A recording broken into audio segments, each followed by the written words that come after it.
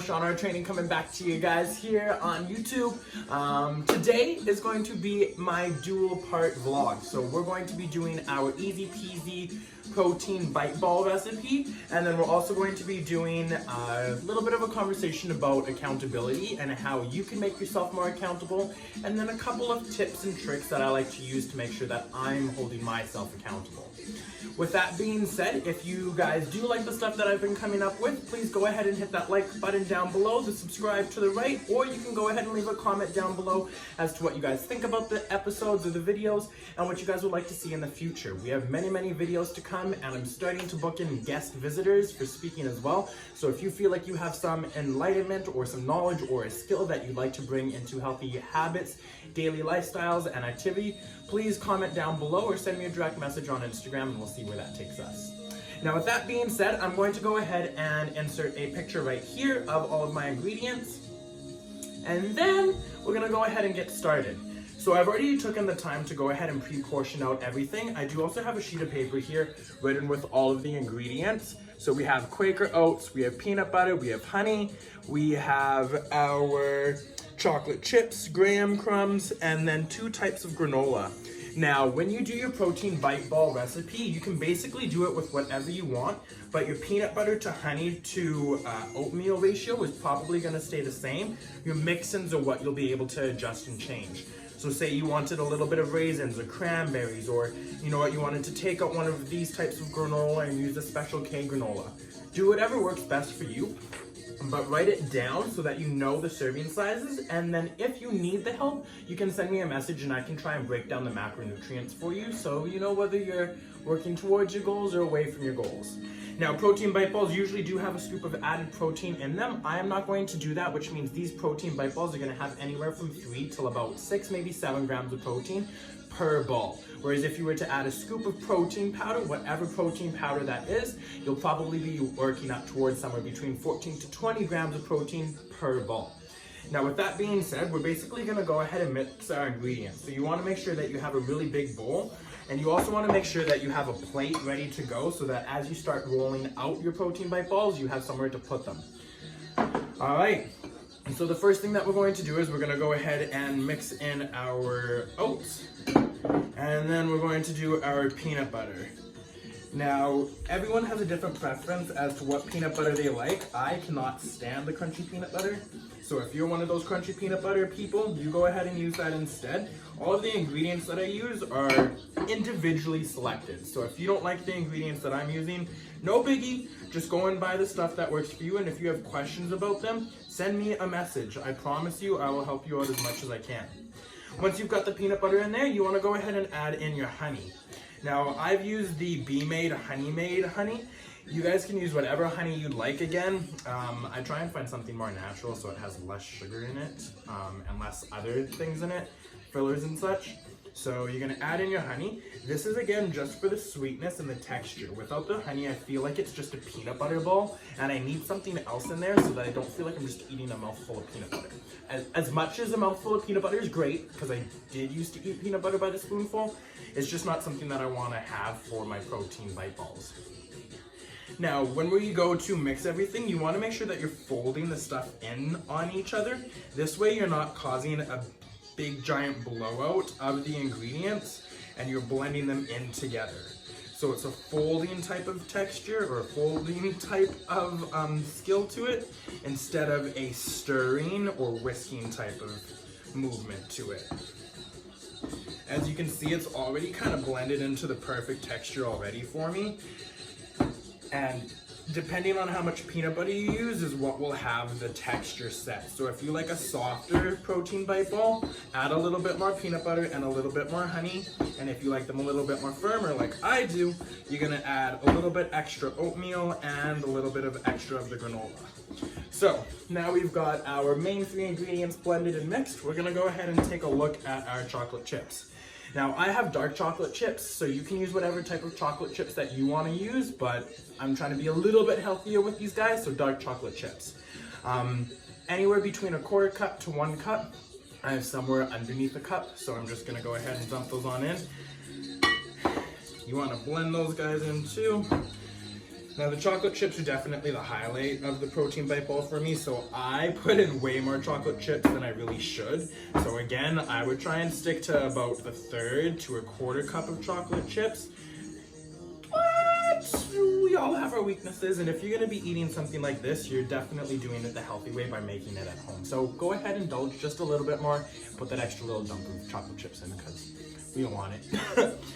Next is graham crumbs. Now this is something that I put in because I want extra calories in my protein bite balls. So this is gonna give me just roughly about another 100 calories. So it's just stuff that I do that makes it work better for me. So for you individually, you're probably not gonna add in the graham crumbs.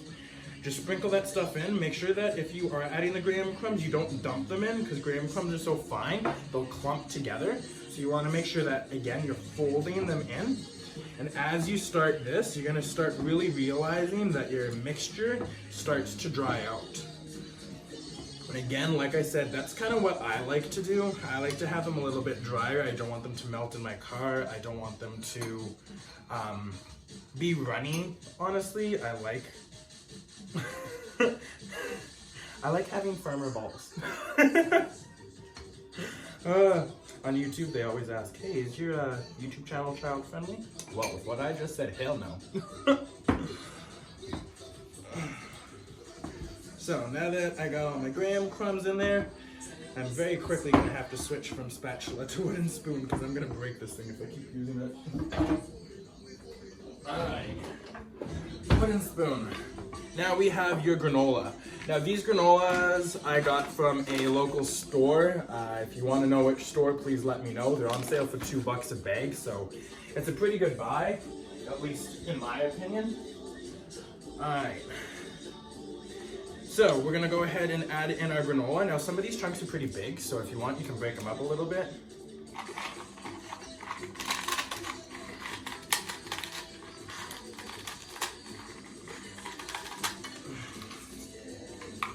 So that is my honey and oats granola, and then dark chocolate oats and granola.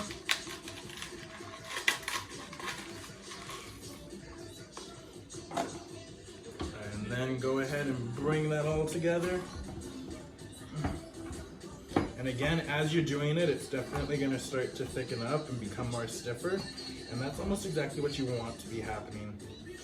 Now that I have everything in the bowl, you can definitely see that it's a very granola-y type of protein bite. That's what my intention was for this. So if you want less granola and more peanut butter honey mixture, don't add in as much granola as I did. But that is what I'm doing because this is what I want to make out of these protein balls.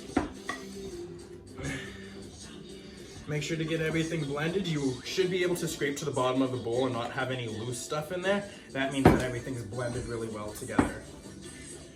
Now this is probably the easiest part, but it's also the messiest part. Rolling out your protein bite balls. Now you have a choice of size. You can go really, really small or you can go a little bit bigger. I'm gonna go somewhere right in the middle. Usually the easiest thing to use is an ice cream scoop because that's the size that I like to have mine at, but I don't have an ice cream scoop yet. So I'm gonna go ahead and use this. You're gonna scoop it into your hand, roll it into your ball, and then onto the plate you go. Now again, with these protein balls, with the setup that I have with the 1.5 cups of two cups of Quaker oats, 1.5 cups of peanut butter, half of a cup of honey, and then your granola mix-ins, you're gonna range anywhere from about 50, 60 calories, maybe upwards of 80, but it really depends on how much of everything you put in. So if you're making your granola bite bars and you really want to know what your macronutrients are, write down your ingredients and then I will do the work with you so that you can learn about macros and then how these protein bite balls would fit into those macros. Here's another thing. Macronutrients are what athletic individuals need to live by to get to their physical attributed goals. General people need to be following the Canadian Food Guide. If you follow the Canadian Food Guide, you're getting your minimum requirements, you're getting your minimum physical activity, and you have a whole picture of health. Macronutrients come into play when you need that next step in your fitness and in your health and in your nutrition journey. So if you feel like you're ready for that nutrition plan, send me a DM. If you feel like you need some nutritional guidance, send me a DM. If you feel like you need some type of help with nutrition in any way, shape, or form, send me a DM. I'm not a registered dietitian, but I do have a wealth of knowledge that I feel like can be applied to a lot of different individuals, especially what I like to call is quote unquote the general population. Now, general population is pretty much anyone that doesn't have chronic illnesses or above 65. So that's pretty much everyone. Well, it's not everyone, guys, but my certification is very, very accepting in terms of who I can work with. So yeah. Now, as the protein balls are coming together, I'm going to switch gears and I'm going to start talking about accountability and the things and the ways that you can hold yourself accountable to. So firstly, about being accountable is you have to have a general statement. Some people call it a mission statement. Some people call it a self-fulfillment statement. Some people call it a daily mantra.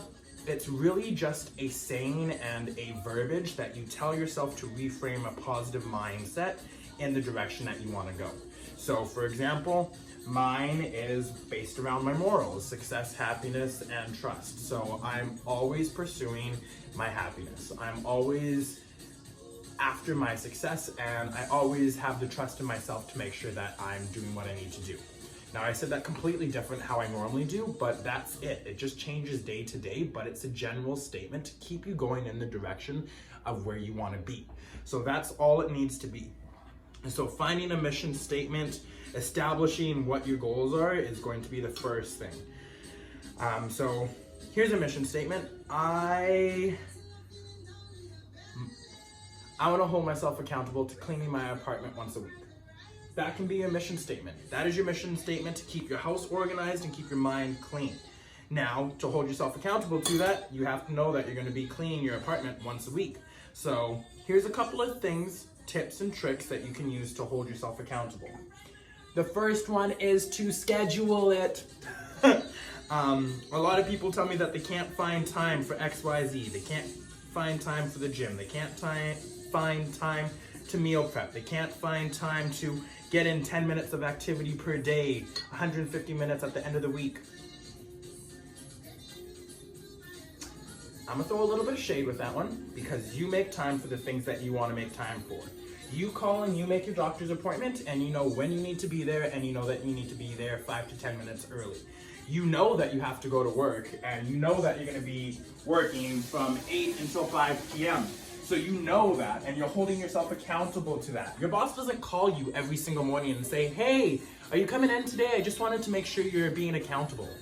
No. At some point, boo-boo, you got to do it for yourself. So holding yourself accountable is making those micro goals. So make that micro goal, clean your apartment once a week, and schedule the time for you to do that. For me, I don't have to schedule cleaning anymore because it's such a natural part of my life. I have my Norwex cloths, I have my cleaning stuff, I have my vacuum out almost every single day. I love to sweep. If there's a crumb on my kitchen floor, you know I'm finna frickin' clean it. I'm kind of OCD about it like that, but that's because it works for me and it's become part of my routine and my habits that I just don't break them. Now, as well as making a goal and planning or scheduling when you're going to clean your apartment, you want to make sure to make a list. You need to be specific when you're holding yourself accountable. Cleaning your apartment could be cleaning the front entry. It could be vacuuming the floors. It could be doing the dishes. Being accountable to cleaning your apartment could be doing the pile of laundry that you have in your bedroom, which I haven't done yet. Or it could be as simple as washing the windows. If you know that you need to do a whole apartment clean, why would you not write down everything that you're going to do so that you know what order to do it in and the specifics as to how you will know when your apartment is clean. So write down that you're going to vacuum the floor, then you're going to clean the counters, or actually you should clean the counters first and then vacuum the floors.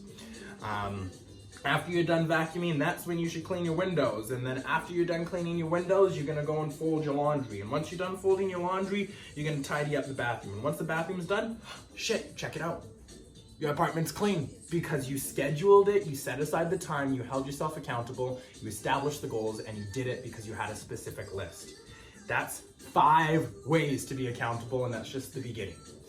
Now, as well as building goals, establishing a plan, scheduling it for yourself, you want to make sure that there's almost a reward. Now, a big reward for me is weed, marijuana.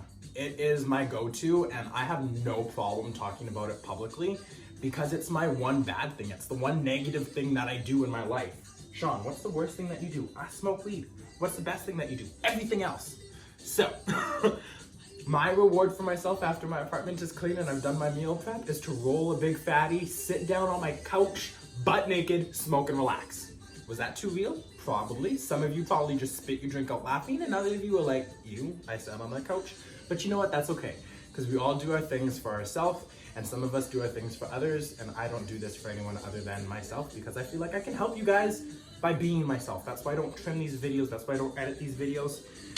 Because at the end of the day, you're going to get to find out who I am, whether I lie to you and trim all these videos and edit them, or whether I'm just real with it. So take me as I am.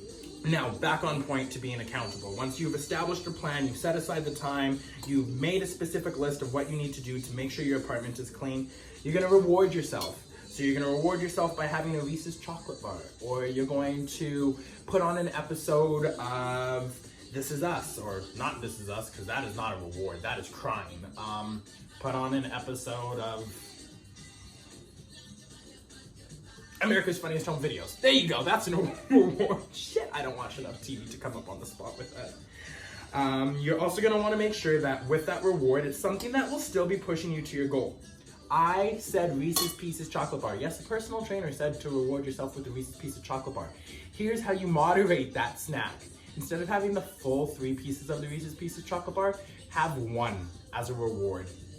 That's where you find limitation, and that's where you find self-accountability, is not letting yourself overindulge. And I promise you, once you've held back 3 times, the 4th time is even easier, the 5th time is easiest yet, and the 6th time you don't even have to think about only taking 1. It's almost like a regular routine. So, set your intentions and be very clear with that. Now, as well as scheduling, routining, planning, your intention, having a reward, having your list, you need to make sure that your list is followed by 1 task at a time. I'm notorious for trying to be a multitasker. How many brains do you have, may I ask? You got 1, I got 1. Why do I think I can do 7 things at once? I don't fucking know, but I keep doing it day in, day out, and it leads me to anxiety and stress. So, make a list of the things that you need to clean in your apartment first. Like I said, counters are usually where you want to start. Everything goes on the floor. Second, you're going to vacuum. Then you're going to wipe down your windows. After you're done your windows, you'll go and do whatever else you want to do. But making a list so that as you're creating your own success and your own accountability, you're checking off that list. Oh shit, you know what, Sean? Like, you did good. You cleaned off those counters. It's not time for a reward yet, but let's keep going. What's next on the list? Oh, you're going to vacuum your floors. Once I've done vacuuming my floors, give yourself a little pat on the back, give yourself a little bit of appreciation, and then move on to the next thing. Doing 1 thing at a time will probably slow you down just enough that you're actually doing a quality job at the task at hand, and it will also help you make sure that you're doing 1 thing completely and then moving on to the next. That's 1 thing that I'm bad for. I'll leave 7 things up in the air and be like, oh no, I'll come back to it, and then I totally forget. So, to be accountable, you need to create a mission statement. You need to have a general direction of where you're going and why you want to go there. You need to set some micro goals. So, for example, like we've used in this video, cleaning your apartment. To hold yourself accountable to that type of goal, you want to make sure that you're making a list, organizing it from the things that need to be done first to the things that need to be done last. You want to make sure that you have a system for your rewards so that when you're done your task, you get something out of it so that you feel satisfied. And then you want to make sure that you're still organizing yourself to do 1 thing at a time. With patience comes virtue, and with virtue comes bliss. So find your bliss and slow down a little bit. People have been telling me that for years, and people still tell me that on a day-to-day basis, but you're going to do what you're going to do. So listen to me, don't listen to me. It's there for you to take either way. Now, the last thing with being accountable is valuing your time. This is something that I kind of struggle with. I continuously catch myself saying, you know what, Sean? Yeah, you plan to have this night off. Have the night off. and then 5 minutes later I'm reprogramming workouts, or I'm looking at someone's nutrition, or I'm trying to figure out my workout plan. But somehow I forgot that that was my time. So you need to value your time. When you say that you're going to clean your apartment, you give yourself that hour. You need to be productive with your time. In that 60 minutes, you should easily be able to finish cleaning or doing whatever task you did, or holding yourself accountable to it. Valuing your time is a hard thing to do nowadays because we're always on our phone and it's so easy to get sucked in. So instead of me playing music off of my phone, I play it off of my laptop and I Google stream it to my TV so that I don't have to be on my phone. Last night I did a meal prep for 3.5 hours and I didn't look at my phone once, and I got almost what would be a normal person 12-day meal prep. I got 5 days done, and that's because I was being very specific with my time. I had scheduled the meal prep. I had set the goals. I was rewarding myself at the end. I was very specific, and I made sure that I did what I set out to do. Being accountable is checking in with yourself continuously, and the only person that's going to be able to check in on yourself is your goddamn self. So guys, that's almost the end of the video, but I wanted to come back and bring it back one more time to the protein bite balls. There you go, Chef Sean Raymond at your service. I mean, honestly, like, I've started these YouTube videos and I'm starting to feel really good about my cooking. Like, before I was like, yeah, Sean, you know how to cook, but now I'm like really starting to realize, like, bitch, you know what you're doing. So, protein bite balls. Now that they're all done, I like them to be a little bit colder, so I'm actually gonna take them and put them in the freezer. This way, when I bite into them, they're just a little bit crunchy for me. Again, each protein bite ball from this recipe is gonna have anywhere from 4 to 7 grams of protein, plus the calories that match, so anywhere from 45 to 60. On the high end, probably 80. You're gonna wanna have about 3 of these in a single serving to give you enough dietary fiber, protein, carbs, and fat to make it a snack. Having one at a time is an option, but I would at least have 2 at a time so that your stomach actually has to do some work and metabolize some stuff. It's like having a bite of an apple and then putting the apple down. Finish it, come on. All right, so today's video was on your quick and easy protein bite ball recipe, and then on accountability. Really quickly to go over accountability, create a mission statement, set your micro goals, plan and schedule your accountability item. Whatever it is, whatever you're trying to hold yourself accountable to, schedule it in so that you're at least checking in on yourself. You wanna make sure that you have some type of reward system.